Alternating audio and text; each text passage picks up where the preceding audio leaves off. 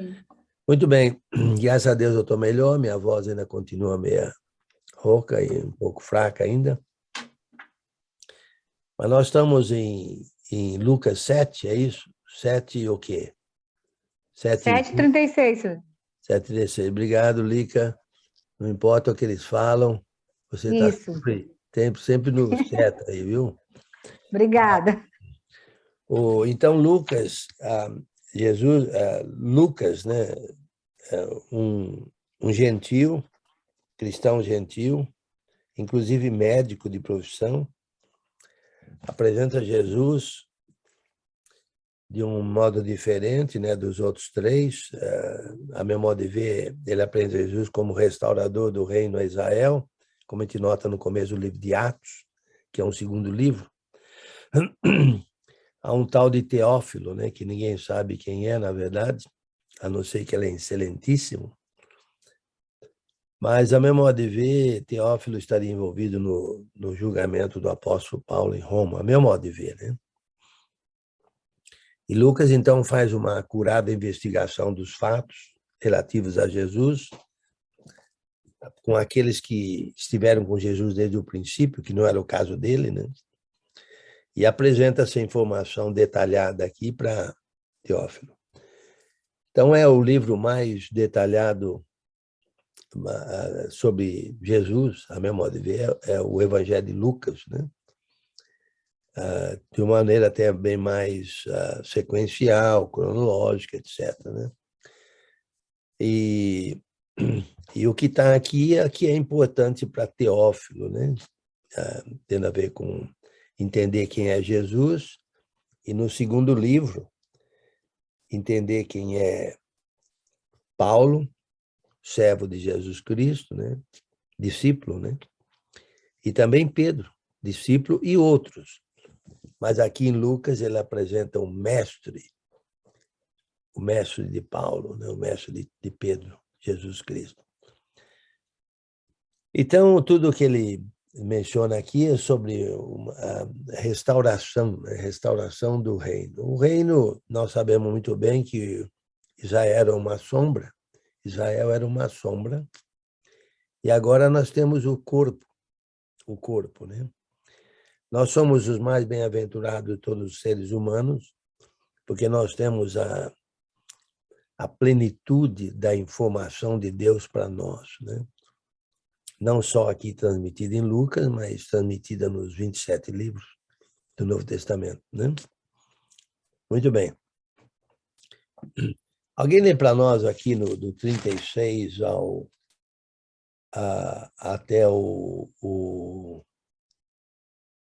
final do capítulo, por favor? Aí evita de eu ter que ler.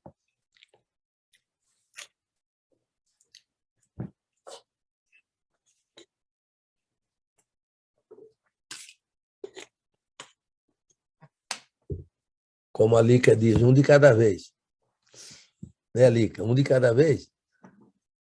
Um de cada vez, se manifestem, homens.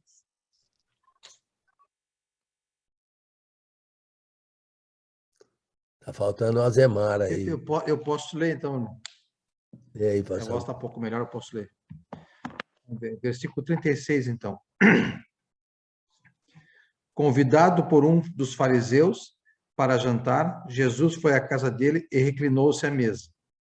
Ao saber que Jesus estava comendo na casa do fariseu, certa mulher daquela cidade, uma pecadora, trouxe um frasco de alabastro com perfume e se colocou atrás de Jesus, a seus pés. Chorando, começou a molhar-lhe os pés com suas lágrimas. Depois os enxugou com seus cabelos, beijou-os e os ungiu com o perfume. Ao ver isso, o fariseu que havia convidado disse a si mesmo: se este homem fosse profeta, saberia quem nele está tocando e que tipo de mulher ela é, uma pecadora. Então lhe disse Jesus: Simão, tenho algo a lhe dizer.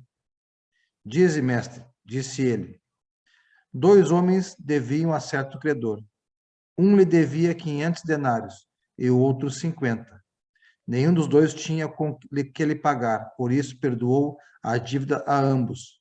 Qual deles o amará mais? Simão respondeu: suponho que aquele a quem foi perdoada a dívida maior.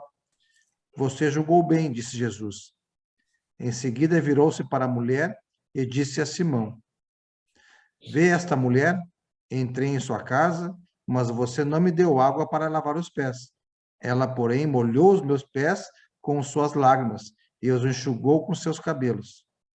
Você não me saudou com um beijo, mas esta mulher, desde que entrei aqui, não parou de beijar meus pés. Você não ungiu a minha cabeça com óleo, mas ela derramou perfume nos meus pés.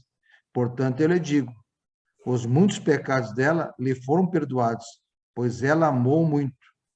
Mas aquela a quem pouco foi perdoado, pouco ama. Então Jesus disse a ela: seus pecados estão perdoados. Os outros convidados começaram a perguntar: quem é este que até perdoa pecados? Jesus disse à mulher: sua fé a salvou. Vá em paz. Muito bem, obrigado. Nós temos aqui uma situação interessante, né?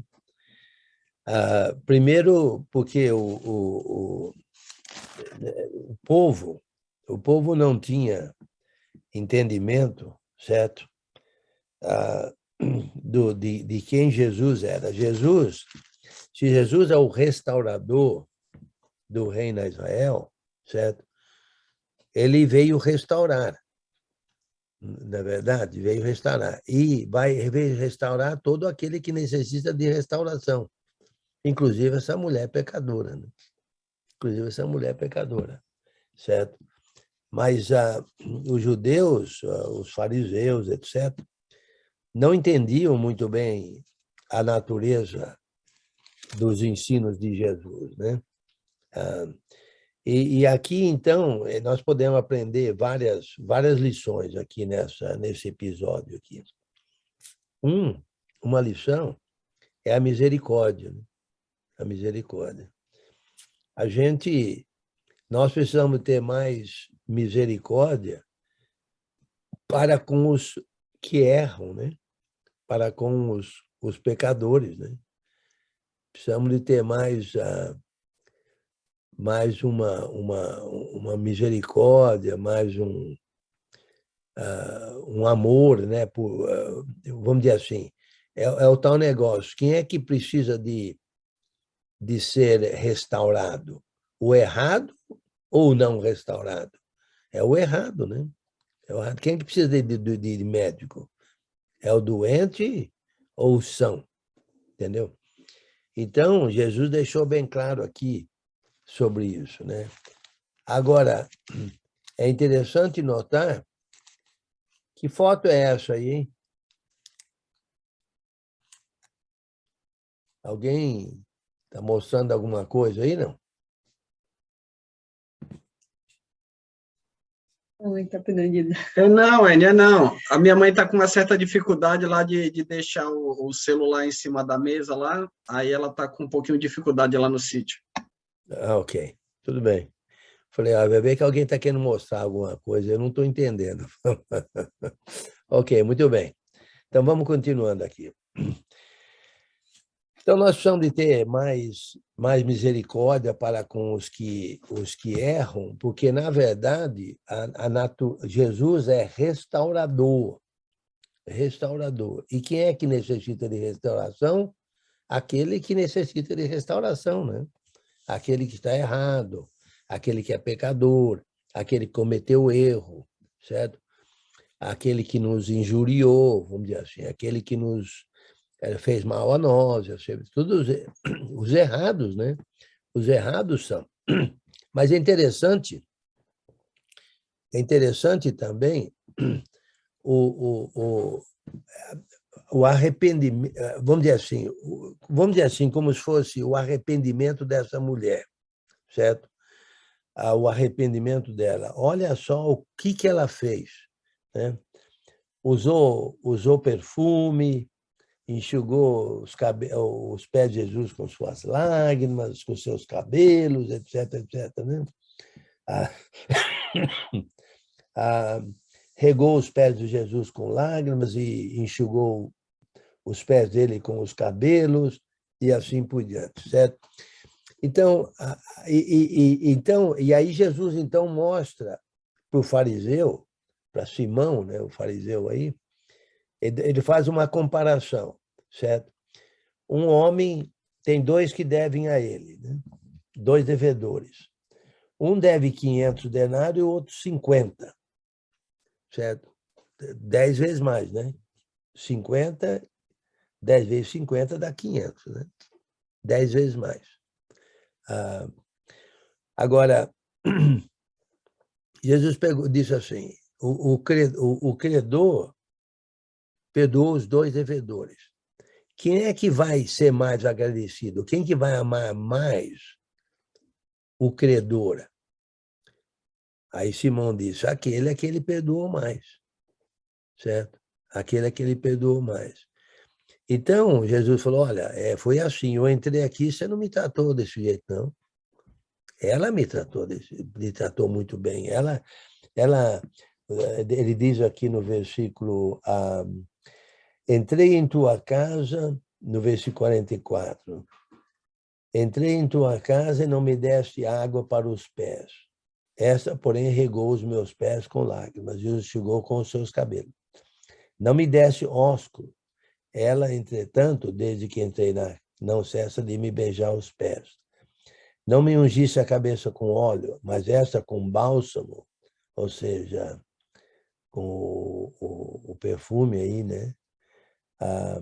Ungiu os meus pés. Por isso te digo, perdoados lhe são os seus muitos pecados, porque ela amou muito, mas aquele a quem pouco se perdoa, pouco ama. Então disse a mulher, perdoados são os teus pecados. Os que estavam com ele, né, começaram a dizer entre si, quem é este que até perdoa pecado? Mas Jesus disse à mulher, a tua fé te salvou, vai-te em paz. Como é que isso se aplica a nós, né? Eu creio que muitos de nós não reconhecem o tamanho da dívida para com Deus que nós tínhamos. Muita gente não reconhece. A dívida nossa para com Deus, que é causada pelo pecado, é tão grande, tão grande, tão grande, que nos leva para o inferno. É tão grande, tão grande, tão grande, que precisou o próprio Deus vir lá do céu, aqui na terra, em forma de homem, e morrer na cruz para pagar, para liquidar, para eliminar essa dívida.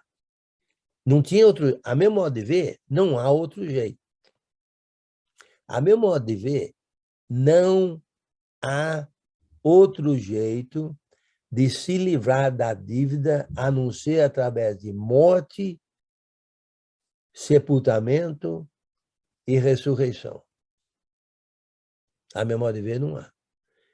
E como o homem não pode fazer isso, a dívida é tão grande, tão grande, tão grande, que o homem não tem como pagar. O homem que morrer fica morto. Ele não é sepultado e ressuscita, ele fica morto, entendeu?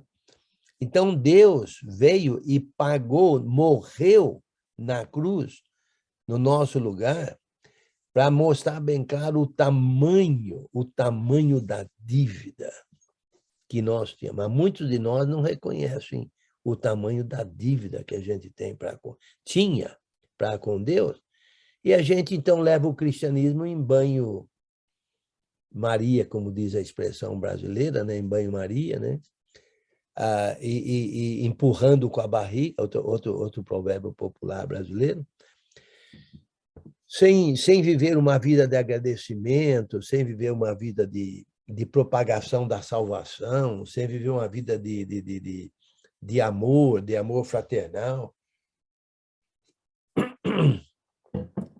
sem ter amor para com aquele outro que também está na mesma situação que a gente está, né? A vida paga, a dívida paga, certo? E, às vezes, falando mal de irmãos, às vezes, falando mal da igreja. Olha só, pessoas falam mal da igreja que Deus comprou com o seu próprio sangue, de acordo com Atos capítulo 20.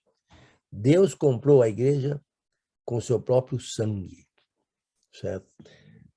Se você quer ver essa expressão, está em Atos capítulo 20, deixa eu ver o versículo lá. Se alguém tem, pode mencionar, né? 28. 20 e 28. Lê para nós, então, aí, por favor. Tem que achar aqui.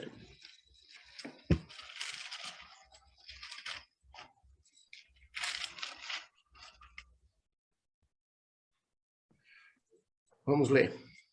Atendei por vós e por todo o rebanho sobre o qual o Espírito Santo vos constituiu bispo para pastoreardes a igreja de Deus, a qual ele comprou com o seu próprio sangue. Atos 20 e 28. Quem comprou a igreja com o seu próprio sangue? Deus.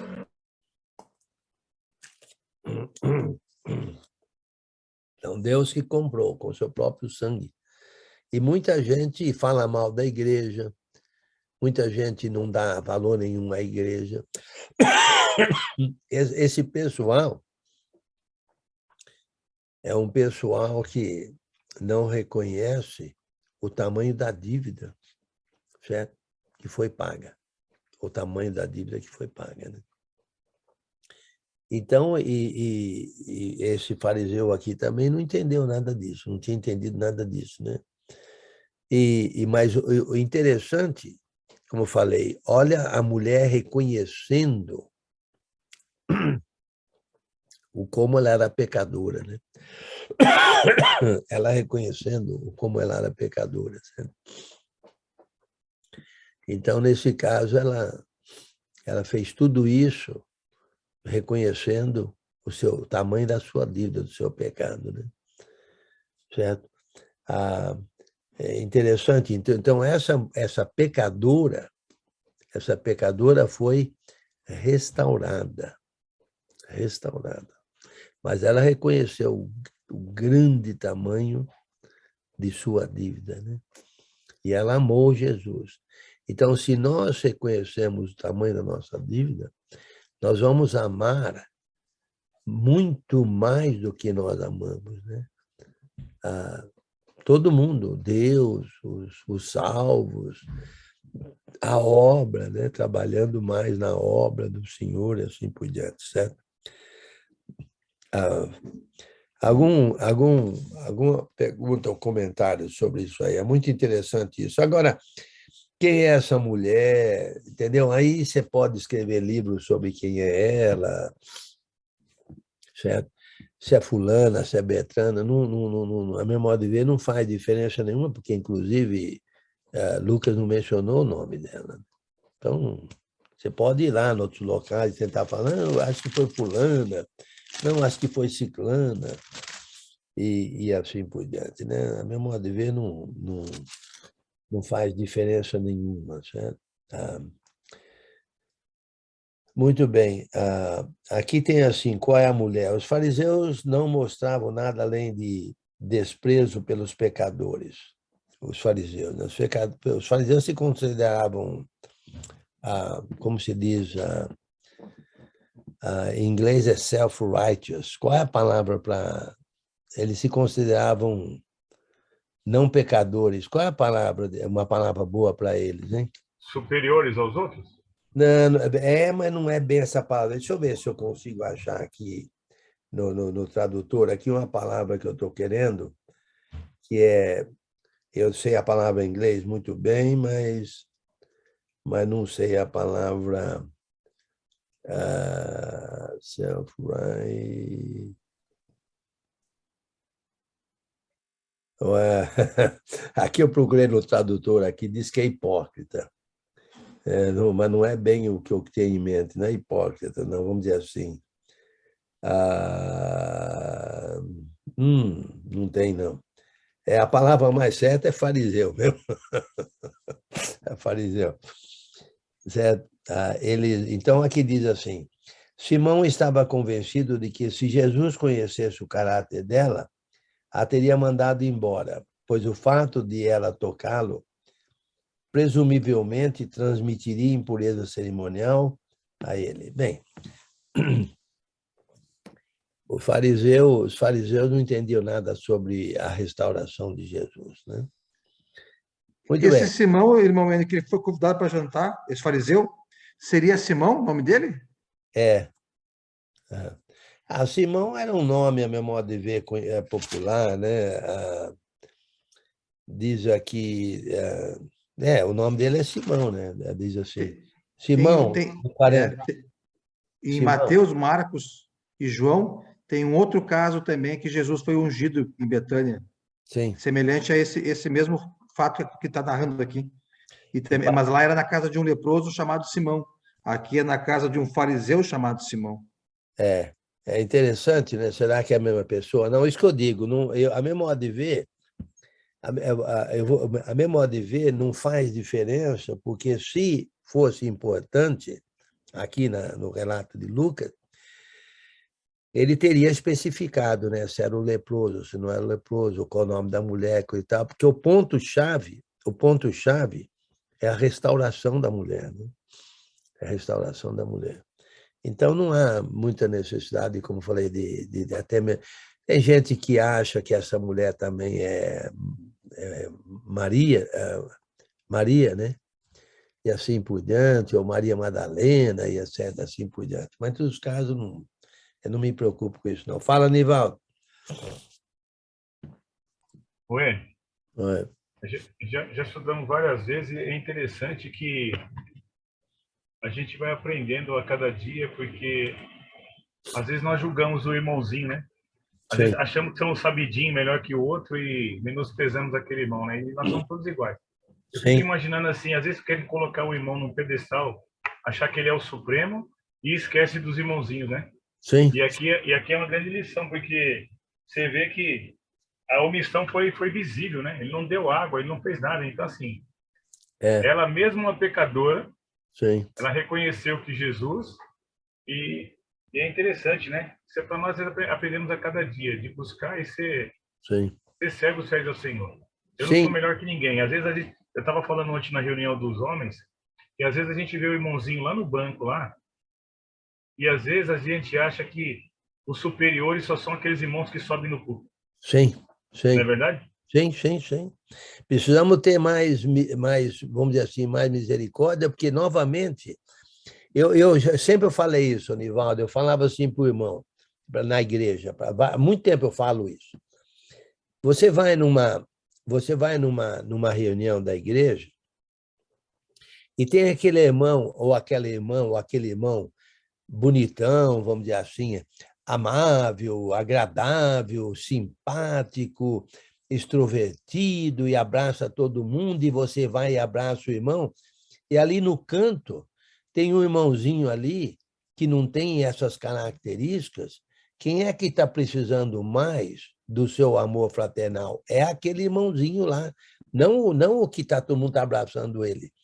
Então, nós esquecemos de mostrar, vamos dizer assim, a misericórdia e ajudar esses irmãos que mais necessitam, né? Quem é que mais necessita de um médico? O mais doente. O mais doente. E Jesus deixou isso bem claro aqui. Falou, olha, você, Simão, você não fez nada para mim, não me beijou, não me deu água, não deu água para os pés, né? E assim por diante. Essa mulher aqui não para de fazer isso, não parou de fazer essas coisas. Então, olha o valor que Jesus deu a essa mulher pecadora, certo? Não quer dizer que ele desprezou Simão, mas ele deixou bem claro para Simão que essa mulher não é para ser desprezada, não. Não é desprezada. Muito ao contrário. Ela amou mais porque mais foi perdoada, né? Mais foi perdoada. Muito bom. No capítulo 8, aconteceu depois disso que andava Jesus de cidade em cidade, de aldeia em aldeia, pregando e anunciando o evangelho do reino de Deus, e os 12 iam com ele. E também algumas mulheres que haviam sido curadas de espíritos malignos e de enfermidades. Maria, chamada Madalena, de Magadã, né? Nós já falamos, acho que nós falamos sobre isso no outro estudo, parece, lá do lado oeste do mar da Galileia, Magadã, né? Da qual saíram 7 demônios, e Joana, mulher de Cusa, procurador de Herodes, Susana e muitas outras, às quais ele prestava assistência com seus bens. Novamente, olha só. Quem é que estava ajudando Jesus aqui? Não eram mulheres? Com seus bens. Mas quem eram essas mulheres? Mulheres, na verdade, eu acho que eram mulheres da Galileia, né? Maria Madalena era lá da Galileia, por causa da Susana. Não está dizendo aqui que elas eram, mas, em outro lugar, diz que elas eram da Galileia. Mas isso de menos. Quem eram essas mulheres? Por que elas serviam Jesus com seus bens? Porque elas foram restauradas. Elas foram restauradas, exatamente, porque elas foram restauradas.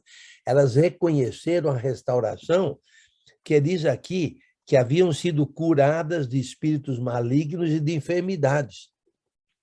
Novamente vem o caso dessa mulher aí que ungiu Jesus, dessa pecadora que ungiu Jesus, entendeu? Quem que é? Não fala. Aqui Maria, aqui diz assim, ó, normalmente os mestres não tinham mulheres entre seus discípulos. Maria, chamada Madalena, seu nome provavelmente deriva da cidade de Magdala, na Galileia. Alguns acreditam que ela é a mulher descrita na passagem anterior, né, na pecadora aí da passagem que nós acabamos de ler. Mas parece altamente improvável que Lucas a apresentasse aqui pelo nome e pela primeira vez, se ela fosse a personagem principal do relato que acabou de concluir. Do mesmo modo, embora esteja claro que ela sofrera nas mãos de demônios, não há qualquer razão para se pensar que fora a prostituta, porque a outra mulher lá não fala que ela, deixa eu ver, fala que ela era pecadora, né? A pecadora, não fala que ela era prostituta aí no versículo, na leitura anterior, né? Não fala que ela era prostituta, fala que ela era pecadora, né? Mas, como eu falei, não faz diferença nenhuma, porque se fizesse, Lucas mencionava. O interessante, o ponto aqui, a meu modo de ver, o ponto importante aqui, é que essas mulheres foram restauradas, reconheceram a grandiosidade da restauração na vida delas, consequentemente passaram a amar Jesus, inclusive com seus bens. Imagine só, as mulheres, às vezes nós não damos muito valor para o trabalho das mulheres, mas olha um trabalho grandioso aqui. Mulher pode fazer muito na igreja, inclusive aqui especificamente com os bens, né? Você vê, Joana era mulher de Cusa, procurador de Herodes, Susana e muitas outras, né? Não se sabe o quanto as mulheres ajudam, né? Eu lembro uma vez que eu lembro que eu tive bolsa de estudo na universidade 2 vezes. Uma durante o bacharelado e outra durante uma escola de verão numa universidade. Bolsa de estudo proporcionada por mulheres. Entendeu? Mulher tem muito trabalho que pode fazer na igreja. Então, precisamos de... O ponto é simples. Quanto mais nós somos restaurados, mais a gente ama, porque a gente se sentiu restaurado e reconheceu a restauração, né? Fala, Nivaldo. Enio, eu vejo esse exemplo aqui na congregação, aqui no São Bernardo das Mulheres. Eu vou falar para você, pode ter qualquer campanha. Eu lembro que o Lar Maná fizeram uma campanha para comprar leite ninho para as crianças e tal. As mulheres fizeram um movimento, arrecadou mais dinheiro para a missão do que a própria oferta. E elas têm dado assim um show, né? Porque qualquer evento que tem na igreja, elas têm caixinha delas, pra você ter ideia. Elas não precisam do dinheiro, olha só, do ministério da igreja. Elas têm entre elas. Elas foram para um congresso, uma semana antes já tinha alocado já a van com 15 mulheres. Olha que interessante. Pagaram a van, foram lá para Sorocaba no congresso, e assim é um exemplo. Compensação, eu vejo os homens, não denegrindo, mas assim, eu vejo alguns homens, a gente foi pro Enos. Cara, sinceramente, na minha congregação só foi 2. Eu e mais um, e o Zé Carlos, que está aí, que é testemunha. Ele pode falar. Zé Carlos veio lá de São José do Rio Preto, olha só. E assim os irmãos estão aqui, então assim, as mulheres, eu estava até conversando com as mulheres. Eu falei que a Líca vai montar uma congregação de mulheres, que ela vai ser pastora lá, brincadeira, né? Mas assim, as mulheres dão show, cara, é interessante. E elas têm orado muito pelos homens da congregação. Então assim, nós temos que orar muito e ser grato, porque se não fosse as orações, vou falar para você, é difícil, viu?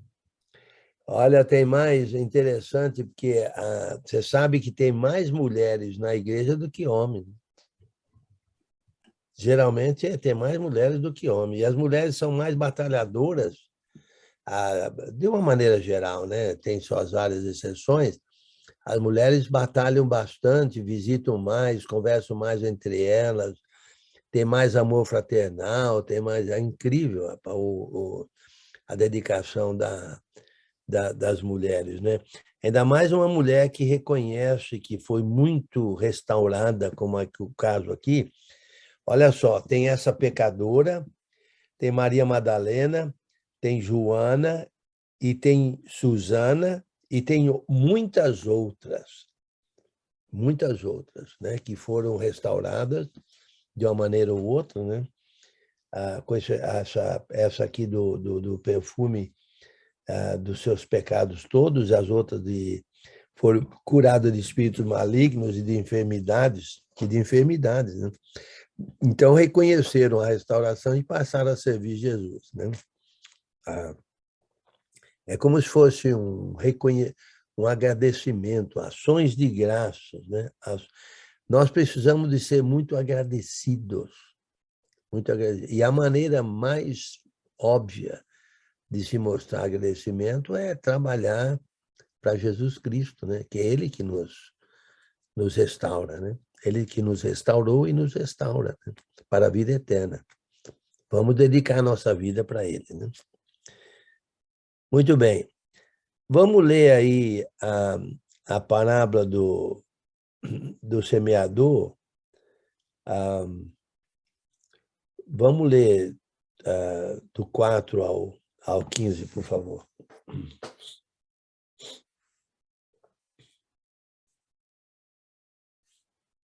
Vou ler. Afluindo grande multidão e vindo ter com ele de todas as cidades, disse Jesus por parábola: Eis que o semeador saiu a semear, e ao semear uma parte caiu à beira do caminho. Foi pisada, e as aves do céu a comeram. Outra caiu sobre a pedra, e, tendo crescido, secou por falta de umidade. Outra caiu no meio dos espinhos, e estes, ao crescerem com ela, a sufocaram. Outra, afinal, caiu em boa terra, cresceu e produziu a 100 por 1. Dizendo isto, clamou: Quem tem ouvidos para ouvir, ouça. Continua. E os seus discípulos... Sim. E os seus discípulos interrogaram, dizendo: Que parábola é esta? Respondeu-lhe Jesus: A vós outros é dado a conhecer os mistérios do reino de Deus. Aos demais fala-se por parábolas, para que vendo não vejam e ouvindo não entendam. Este é o sentido da parábola. A semente é a palavra de Deus. A que caiu à beira do caminho são as que ouviram, vem a seguir o diabo e arrebata-lhe do coração a palavra, para que não suceder que, crendo, sejam salvos. A que caiu sobre a pedra são as que, ouvindo a palavra, a receberam com alegria. Estes não têm raiz. Creem apenas por algum tempo e, na hora da provação, se desviam. A que caiu entre os espinhos são os que ouviram e, no decorrer dos dias, foram sufocados com os cuidados, riquezas e deleites da vida. Os seus frutos não chegaram a amadurecer. A que caiu na boa terra são os que, tendo ouvido de bom e reto coração, retêm a palavra. Estes frutificam com perseverança. Bem, obrigado. Nós conhecemos muito bem a parábola do semeador, né? Aqui, a parábola do semeador precisa ser entendido no contexto de restauração, né? De restauração. O que você acha? O que você acha? Eu não sei se eu mencionei para vocês que amanhã tem estudo, né, do batismo, né? Às 20 horas de Brasília e 17 de Manaus, certo? Amém. Já falou. Já falei, né? Eu lembro que vocês estavam comentando sobre isso no começo. Mas, em todos os casos, conhecemos bem a parábola. Qual seria Aqui a parábola é para ser vista no sentido de restauração. De restauração, ok? No caso de Mateus, é Deus conosco, né? O reino dos céus. No caso de Marcos, é o poderio de Jesus Cristo, coisa e tal. Qual seria a mensagem, a meu modo de ver, né? Contextualmente falando, qual seria a restauração aqui?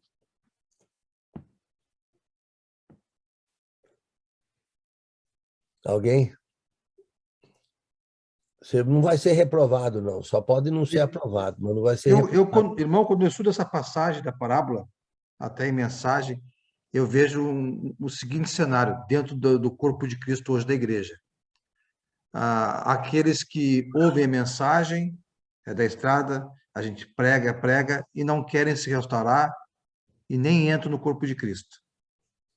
Já o segundo, que vai ali nas pedras rochosas, são aqueles que ouvem a palavra, entram para o corpo de Cristo, se batizam, mas as preocupações com a vida não têm raiz, foi pela emoção e não pela razão e coração, se afastam do caminho, vem as provações e se afastam do corpo de Cristo.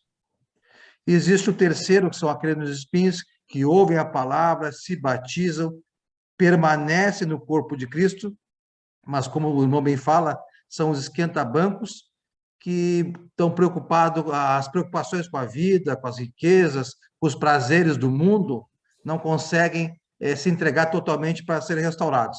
Estão lá e no dia da colheita serão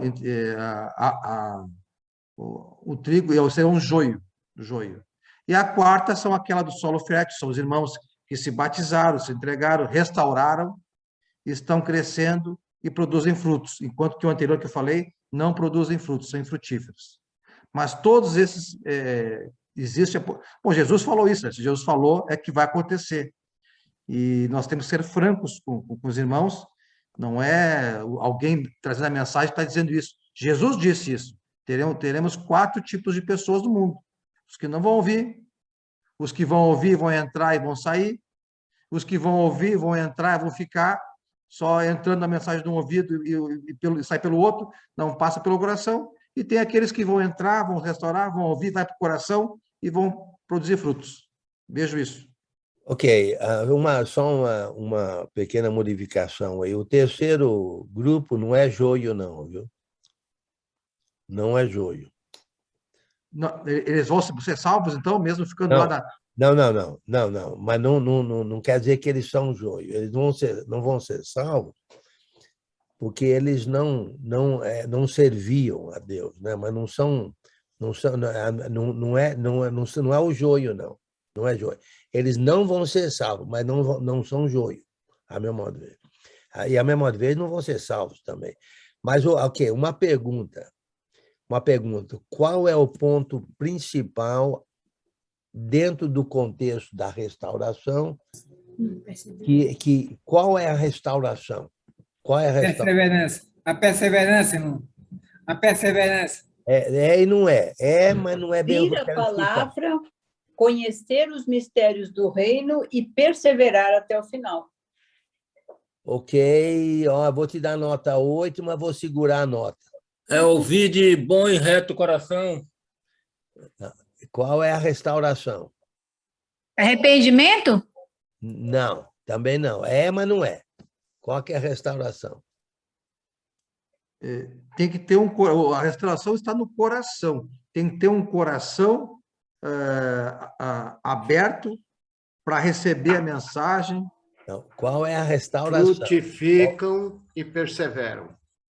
Ok. Na restauração, frutificam e perseveram.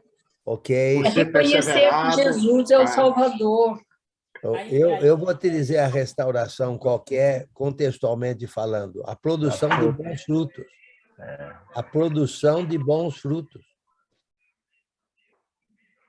Não é um grupo só que produz frutos? Sim. Então, a restauração é servir a Deus. Bons frutos. Servir a Deus. Tudo que vocês falaram está certo. Agora, a minha modo de ver a restauração é bons frutos para Deus. Bons frutos. Porque o fariseu, ele conhecia a letra, mas ele era um hipócrita, né? Ele se fazia de sabido. Quantos de nós se fazem de sabido, metido a sabido, que não sei aonde, e o estilo é esse, não sei o quê, mas será que nós estamos produzindo frutos? Frutos na nossa vida diária, frutos a Deus, servindo a Deus através de frutos, viver uma vida frutuosa para Deus, servindo a Deus, de uma maneira frutuosa, né? Uma vida de frutos, entendeu? A memória de ver essa restauração. Agora, o que vocês acham que é o ponto chave dessa produção de frutos? Eu vou dizer, vocês já falaram de uma maneira ou outra, então eu vou repetir aqui.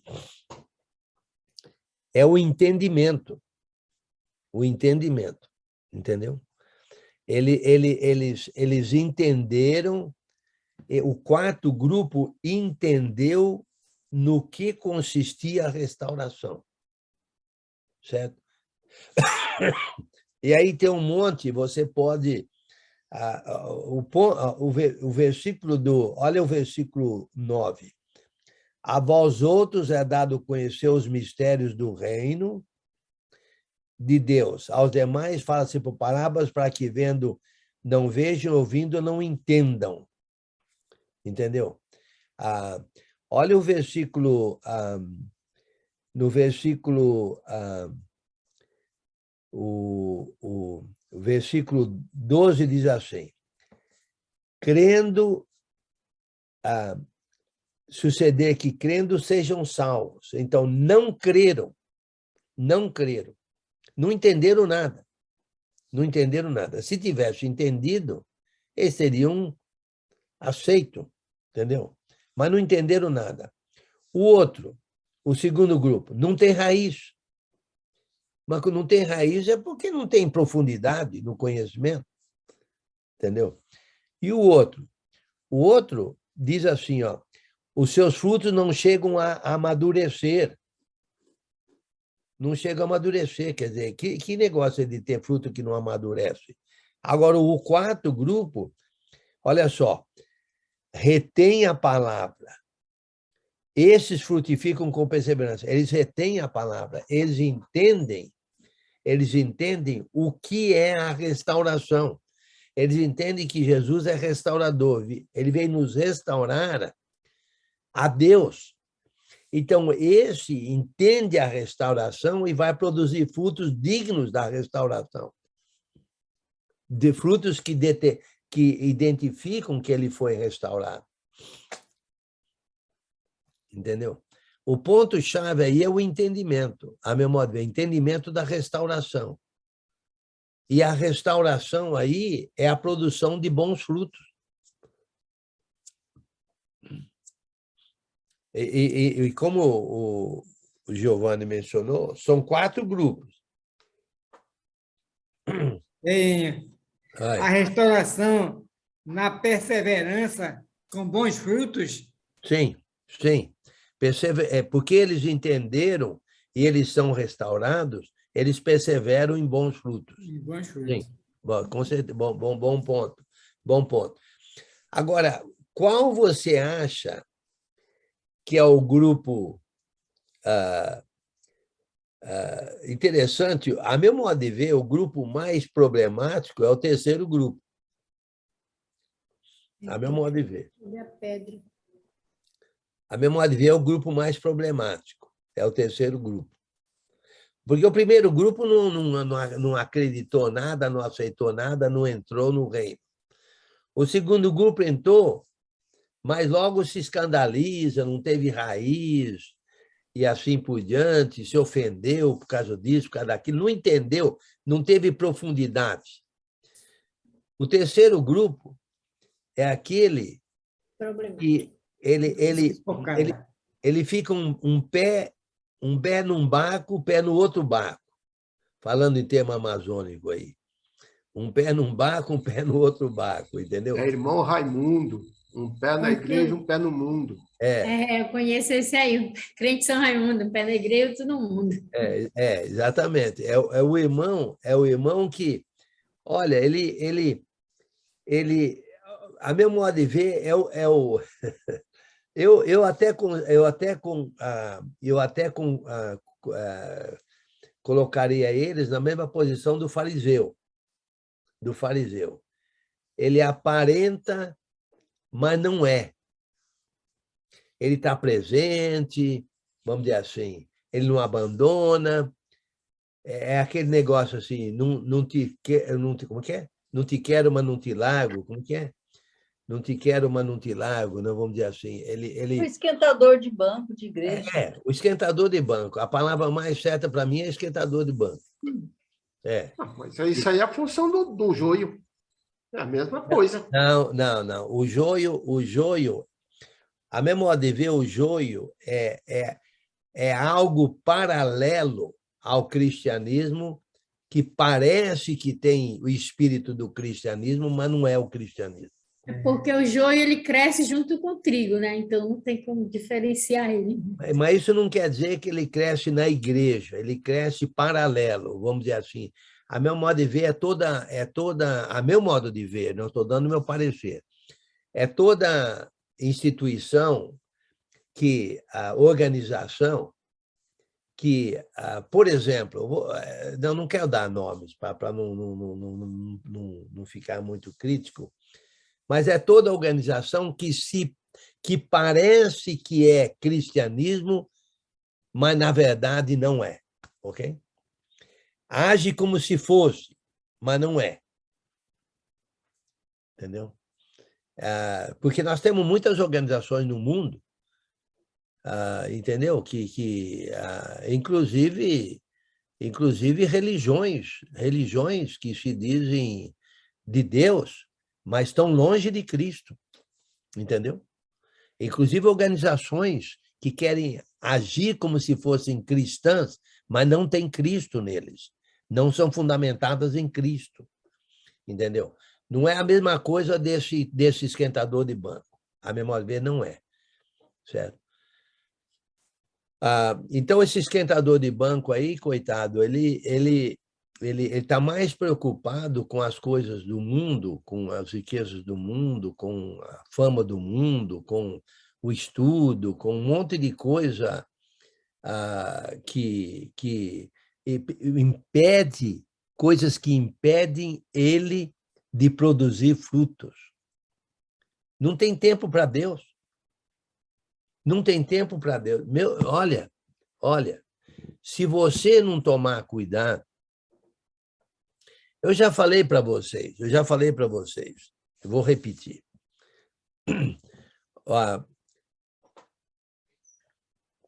O mundo atual é um mundo cheio de atividades. Olha, se você não tomar cuidado, você não tem tempo para sua família, você não tem tempo para a igreja, porque, meu amigo, olha, se você for participar de todo o aniversário de amigo, até não cristão, se você for participar de todo o noivado, todo o casamento, se você for participar de toda a atividade, de toda a programação, de todo show, de tudo aquilo que aparece, né, você não tem tempo para Deus. Não tem tempo para Deus, entendeu? Porque as atividades são muitas.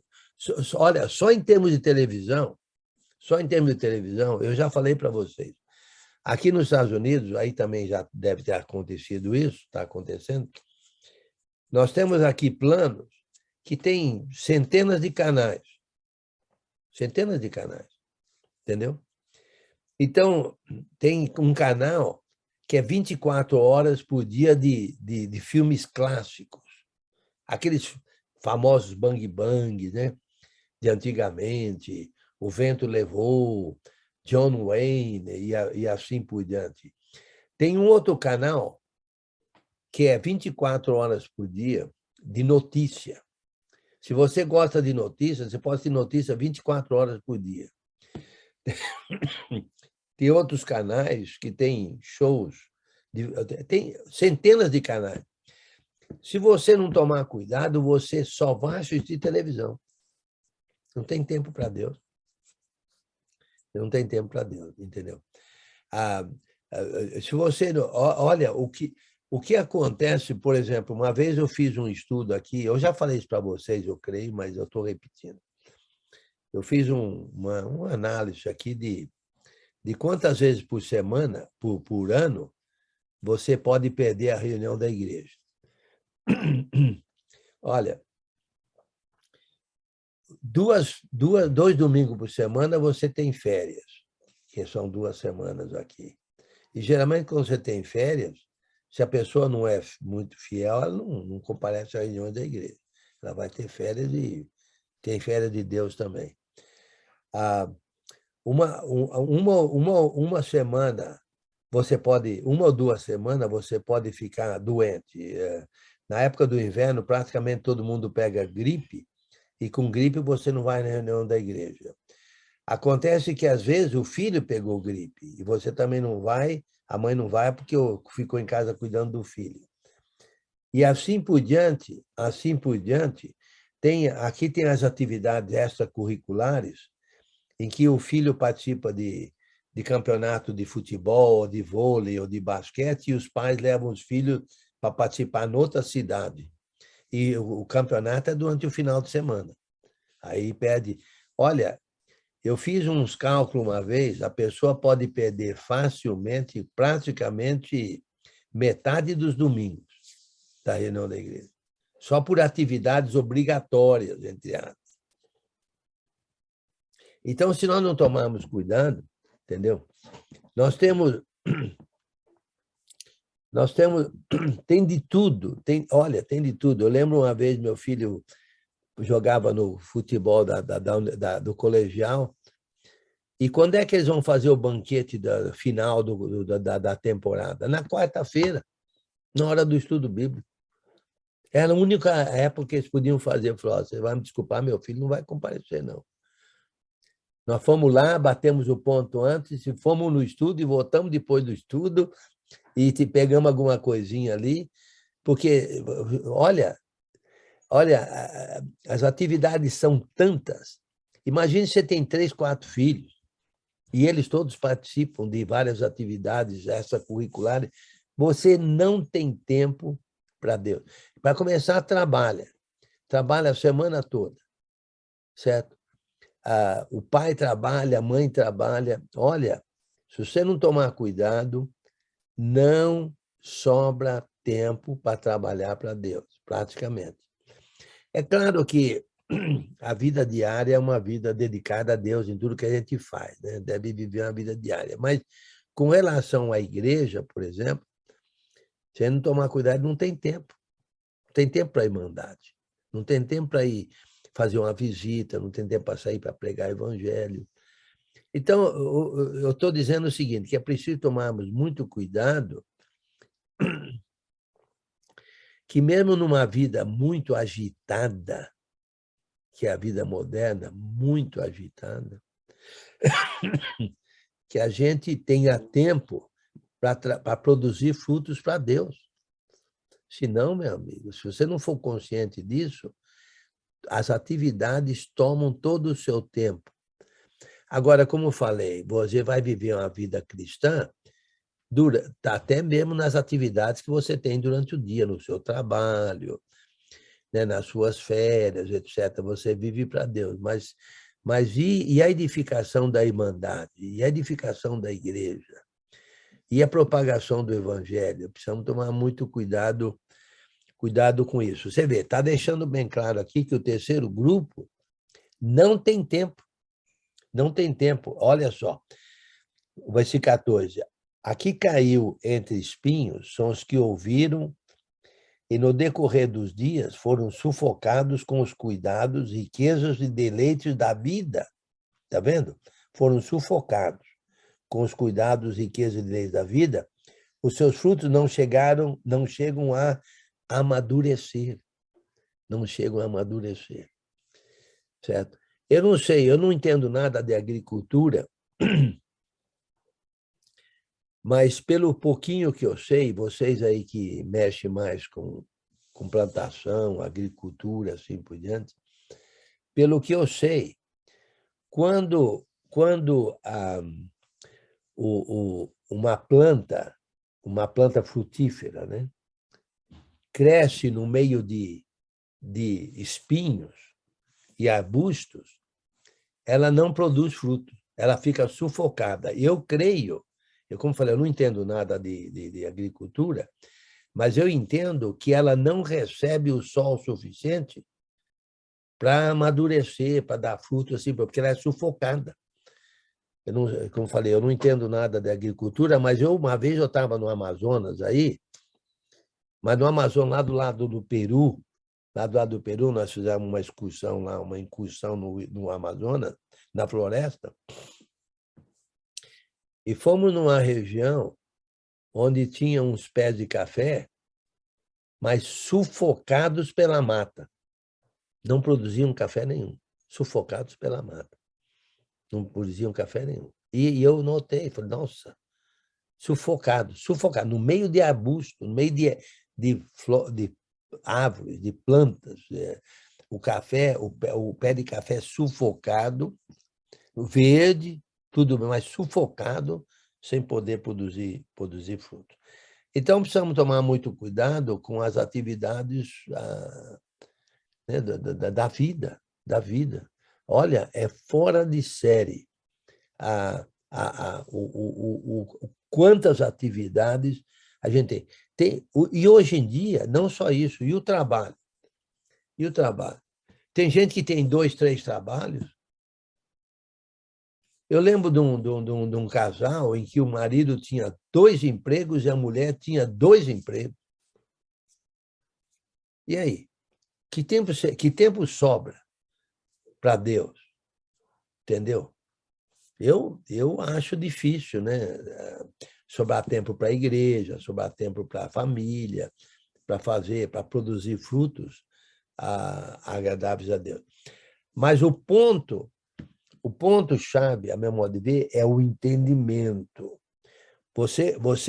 Acabamos de ver da mulher pecadora. Olha o quanto ela amou Jesus, porque ela reconheceu. Vimos aqui essas mulheres aqui que foram curadas de enfermidade e de espíritos malignos, que serviam Jesus com seus bens porque reconheceram, certo? Aqui foram restauradas. Agora, o primeiro caso na parábola do semeador não foi restaurado de jeito nenhum. O segundo caso foi restaurado, o segundo grupo foi restaurado, mas não reconheceu a profundidade da restauração. O terceiro grupo foi restaurado, mas também não teve tempo de produzir frutos dignos da restauração. Somente um grupo. Numa matemática simples, é 25%, né? 1/4 é 25%. Mas eu sou a favor de que é 12,5%. 12,5%. Eu acho que já fiz esse raciocínio com vocês, né? Que dá 12,5%. Agora você vê, numa igreja, você pode notar que os frutuosos são sempre os mesmos. E geralmente é aí 12,5%. 12,5%. Entendeu?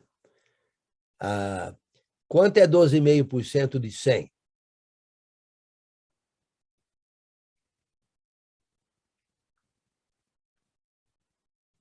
Quanto é 12,5% de 100? 12,5. 12 pessoas e meia. E meia. E quanto é 12,5 de 50? Vamos arredondar, vai. 6. Vamos arredondar para 6. Você, numa igreja de 50, os frutuosos, geralmente é por aí, é 6%. Ou, se você considerar 25%, quanto é 25% de 50? Arredondando. 12. Vamos pôr 12, né? Vamos arredondar para 12. 12 de 50. 12 de 50. Olha, se você tiver 12 frutuosos numa igreja de 50, né, você está de parabéns. Mas matemática. Está aí, ó, a parábola do semeador. A parábola do semeador. Entendeu? Fala, Nivaldo. Bueno, você tocou num ponto aí, quando a gente começa a ter um entendimento da palavra, aí a gente se torna fácil, porque você não entra nesse terceiro colocado aqui. Porque o que acontece? Vou contar um caso aqui. Teve um irmão aqui, um casal, que pegou férias e foi para o Nordeste. Você conhece os irmãos lá que moram no Nordeste? Aí eu indiquei o irmão que mora no Nordeste. E aí o irmão foi buscar esse casal lá no aeroporto. Pegou no aeroporto, levou para conhecer a cidade, levou para tomar café e deixou no hotel. Aí o irmão falou assim, olha, o culto começa às 9 horas, amanhã eu posso passar aqui para pegar vocês? Que hora que eu passo? Ele falou assim, não, nós estamos de férias. Então, é triste isso aí, né? Porque de férias de Deus, né? É de férias de Deus. O cara tirou férias, então ele não vai, que nem assim. Eu e a Cláudia já temos esse costume. Onde a gente vai, a gente quer achar uma congregação onde os irmãos vão se reunir, para a gente estar junto. Então, assim, nós somos taxados, nossa família, de aquele quadradão, né?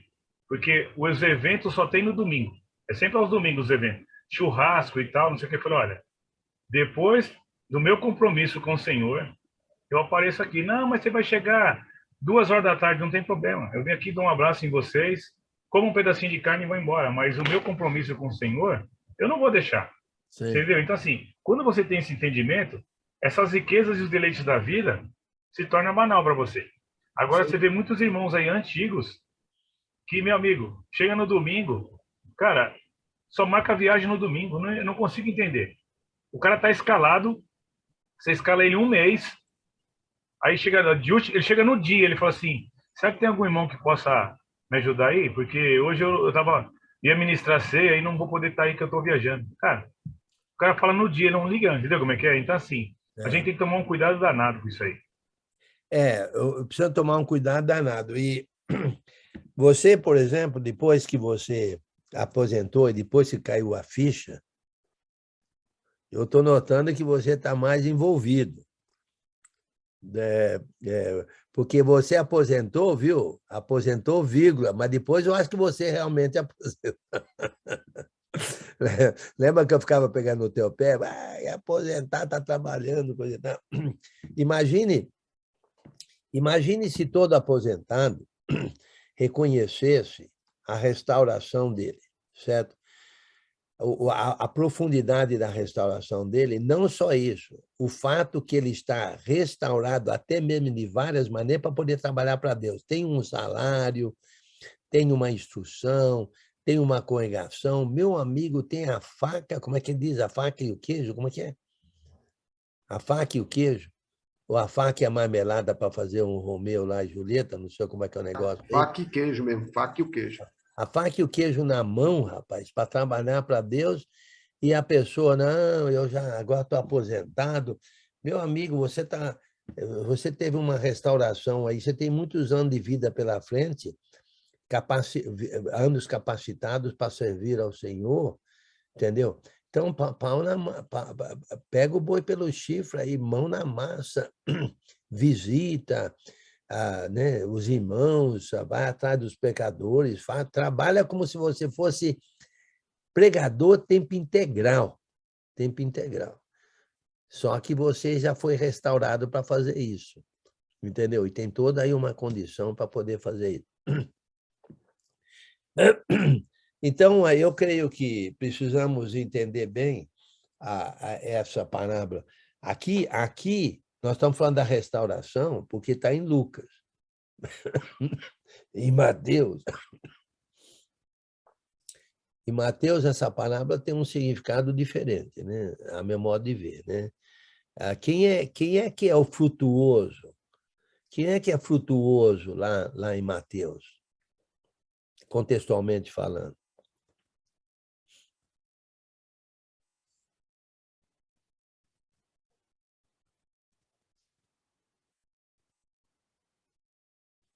Lembra que o entendimento é importante, hein? Eu vou dizer, é aquele que realmente, a meu modo de ver, né?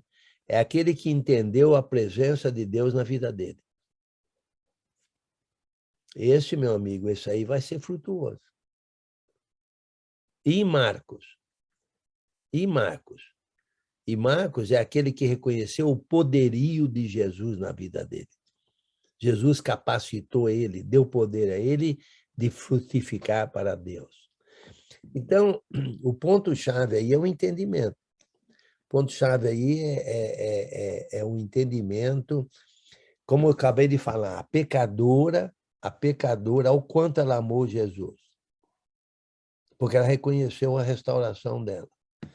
Essas mulheres aí, Maria Madalena, Joana, Susana e muitas outras, que prestavam assistência a Jesus com seus bens, reconheceram a restauração delas, porque elas foram curadas de enfermidades e de espíritos malignos. Então, se nós reconhecemos, entendemos profundamente a nossa restauração, nós não vamos ser esse grupo aí que não entendeu nada, porque já entendemos a restauração, não vamos ser o segundo grupo que não tem profundidade, porque estamos nos aprofundando no entendimento, não vamos ser o terceiro grupo que está preocupado com as coisas do mundo, quando nós reconhecemos a grandiosidade da nossa restauração espiritual, que tem a ver com a vida eterna, certo? E vamos produzir frutos para Deus. Vamos ser frutuosos para Deus. Entendeu? Então, de fato, o ponto-chave aqui é o entendimento, certo? Mas, por outro lado, tem muita gente, você vê, nós estamos aqui estudando e estamos com 15 adesões, né? Eu sei que tem muitos estudos, espero que todos eles estejam realmente transmitindo um conhecimento sólido, né? Que realmente as pessoas estejam aprendendo e que realmente...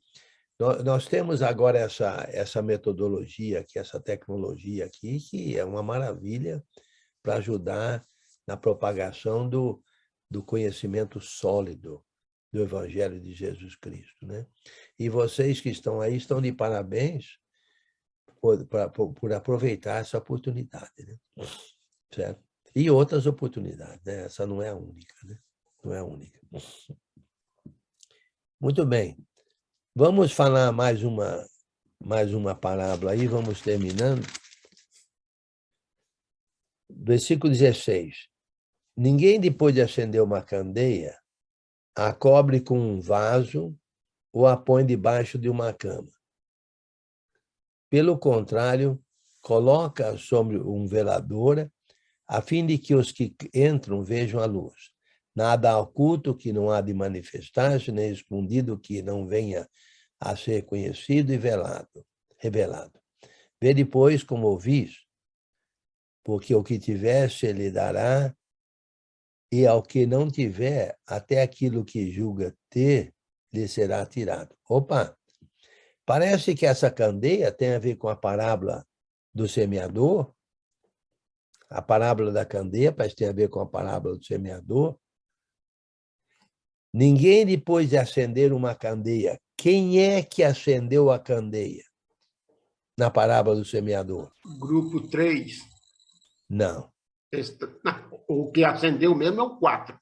É o 4. É o 4. Mas o que está ferrado aí, que não entendeu, é o 3. Sim, mas a pergunta é, do versículo 16, ninguém, depois de acender uma candeia, a cobre com um vaso ou põe debaixo de uma cama. Qual é o grupo que acendeu a candeia? De fato, uma luz. É o 4. É o 4. O 3 acendeu, mas colocou debaixo da mesa. Colocou debaixo da mesa. Exatamente. É isso que o José Carlos quis dizer. Que eu quero dizer, foi isso aí. É isso que ele quis dizer, colocou debaixo da mesa. Mas peraí. Então, por que acendeu? Para colocar debaixo da mesa? Debaixo da cama? Como é que você acende uma candeia? Uma candeia não é para colocar debaixo da cama nem debaixo da mesa, certo? Agora, é a fim de que todos vejam a luz. Ué, quem que não vai ver os frutos da pessoa? Quem é que não... Pelos frutos se conhece a árvore. Se você é frutuoso, todo mundo nota os frutos, porque são evidentes. Os frutos são evidentes na vida da pessoa. Se você faz bons frutos, eles são notáveis, né? Então, agora, nada há oculto que não haja de manifestar-se. Isso no conhecimento, isso na luz. Então, esse 4 grupo aí é um grupo de conhecimento, é um grupo que manifesta as coisas, é um grupo que entende, é um grupo que se aprofunda, entendeu? É um grupo que revela o conhecimento verdadeiro, certo? Então, vê depois como ouvis. Vê depois como ouvis. Então, quem é que está ouvindo bem dos 4 grupos? O 4 grupo. O 4. O 4 grupo que está ouvindo bem. É o 4 grupo. Porque ao que tiver, se lhe dará. E ao que não tiver, até aquilo que julga ter, se lhe é tirado. Dos 3 grupos, dos 4 grupos, o primeiro grupo foi tirado tudo dele. O segundo grupo também perdeu tudo. O terceiro grupo pode dizer que também perdeu tudo. Só um ficou com conhecimento. Só um que teve e aumentou o conhecimento, produzindo mais e mais frutos. Mais e mais frutos, né? Deixa eu ver aqui. Caiu em boa terra, cresceu e produziu a 100 por 1. Olha, 100 por 1. Olha a produção de frutos. Grandiosa produção, entendeu? Porque a pessoa tinha e era dada mais a ela, mais conhecimento ainda. Quanto mais ouvimos bem, mais vamos produzir mais frutos. Mais frutos. O frutuoso é cada vez mais frutuoso, porque ele está aprendendo cada vez mais. Ele está dando cada vez mais frutos. E tem como o Nivaldo já mencionou, tem gente marcando passo na igreja aí há anos e anos e anos, marcando passo. Ô, meu amigo, você não produz frutos, não? Você só produz esse frutinho aí, cadê os frutos seus? Quer dizer, ninguém é juiz, né? Não somos juiz, mas estou dizendo, assumindo que a pessoa não produz frutos, fica marcando passo, que é o terceiro grupo. O terceiro grupo fica marcando passo, é esquentador de banco. O quarto grupo não. O quarto grupo produz mais e mais frutos. Como eu falei, os mais envolvidos na igreja são sempre os mesmos. O quarto grupo. Pode notar isso. Eles que fazem tudo. Eles estão em tudo. Eles estão em tudo. O quarto grupo. Irmão, eu posso colocar aqui uma observação nesse quarto grupo, só um alerta, para não haver soberba. 1 Coríntios 10, 12. Mesmo ele estando bem, cuidado para que não caia. Sim, mas preste bem atenção. Aqui, correto, nota 10. Mas no sentido aqui, no sentido de Lucas, a restauração é uma restauração progressiva. Porque olha no versículo 18, vê depois como viste, porque ao que tiver, se lhe dará. E ao que não tiver, até aquilo que julga ter, lhe será tirado. Então, o que você falou é nota 10. Mas o restaurado, o quarto grupo, é um grupo que cresce na restauração. Então, esse grupo, como você falou, vai ter que tomar cuidado para não cair. Enio, a última palavra do semeador é a qual? Perseverança. Sim. Perseverança continua, é continuidade, entendeu? Mas continua, o Giovanni tem um bom ponto. Cuidado com a arrogância. Inclusive, lá em capítulo 11 de Romanos, Paulo falou para os gentios, não sejam arrogantes. Não sejam aí menosprezando os judeus na sua arrogância, porque vocês podem ser cortados também da videira. Da oliveira, né? Vamos dizer. Ô, Enio. Oi. Enio, mas que aqui, ó, nesse ponto-chave, quando você tem esse entendimento, aqui no estudo, ele fala assim que é que nem uma lâmpada. Ela não é acesa para ser escondida. Quando você tem entendimento da palavra, que você está naquele primeiro amor, que você está naquela... Você fala, rapaz, vale a pena servir esse Deus é maravilhoso. Você fica num... Não é uma empolgação. Você fica numa... Como é que fala aqui? Tão focado, tão maravilhoso pelo entendimento, pelas as coisas que Deus faz, que você quer mostrar para todo mundo. Você quer falar para todo mundo que nem... Eu lembro quando eu achava que eu era cristão. Eu pregava no metrô, pregava em tudo, eu achava que... Porque eu via as maravilhas de Deus na minha vida, só que eu não tinha esse entendimento que eu tenho agora. Sim. Certo? Mas eu queria que todo mundo experimentasse essa palavra. Experimentasse um Deus vivo, que cura, restaura e transforma a vida. Sim. Então você fica naquele, porque assim, quando você acende essa lâmpada, não é para ficar escondida debaixo do... Não. Não é? Entendeu? E aí você vai entrar nesse quarto grupo, porque acontece... Você vai frutificar. Quando você fala que... Às vezes, eu lembro que tinha uns irmãos que falavam assim, lá vem o irmão da bênção, só ele quer contar a bênção. Irmão, se eu tenho intimidade com o Senhor, eu preciso contar minhas bênçãos que Deus fez. Obrigado, Senhor, pelo dia de hoje. Obrigado pelo alimento de hoje. Entendeu como é que é? Então, assim, você fica num entendimento tão maravilhoso que você quer mostrar para todo mundo que eles precisam servir esse Deus. Certo. E, às vezes, o que falta para nós, assim, nós temos essa luz e, às vezes, escondemos debaixo. Temos o entendimento da palavra. Que nem você tem o entendimento da palavra. Você podia guardar esse entendimento só para você. Só que você está fazendo. Você está querendo expandir que todo mundo chegue nesse pleno conhecimento para amar mais e trabalhar no reino. Entendeu como é que é? Sim. Muito bom. Obrigado. Boa explicação. Bem, vamos parar por aqui, mas é interessante que, a meu modo de ver, essa parábola da candeia aí se encaixa muito bem na parábola do semeador e se encaixa muito bem nas mulheres que estavam servindo Jesus e, inclusive, aquela pecadora. Aí tudo faz uma conexão, aí, a meu modo de ver. Muito bem, prazer em vê-los novamente, satisfação imensa. Estou com a voz um pouquinho rouca. Obrigada, irmão Enio. Mas, graças a Deus, deu... Obrigado, irmão Enio. Melhoras para Marli. Amém. Estamos orando por ela. Está frio aí, Giovanni? Tá friozinho. Aqui agora é calor, Aqui agora é calor. Muito bem, prazer em vê-los, irmão. Deus abençoe cada um de vocês, viu? Quem que vai fazer a oração final? Valeu, professor. Até amanhã. Amanhã você está no banco ouvindo. Amanhã eu estou no José banco. Carlos, Enio, que vai fazer a oração. Você falou que amanhã eu estou no banco ouvindo? O Enio Júnior, não vai ouvir o Enio Júnior, não? Amanhã o Enio é o primeiro suplente ali. Se precisar, ele entra em campo. Ali. Que horas que é a aula do Enio Júnior amanhã? 20 horas Brasília. Depende de você tá, depende de você tá. Você tá no Brasil.